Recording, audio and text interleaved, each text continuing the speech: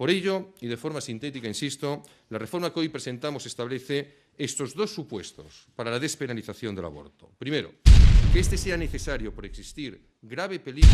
para la vida o salud física o psíquica de la mujer, o, segundo, que el embarazo sea consecuencia de un hecho constitutivo de un delito contra la libertad o contra la indignidad sexual de la mujer.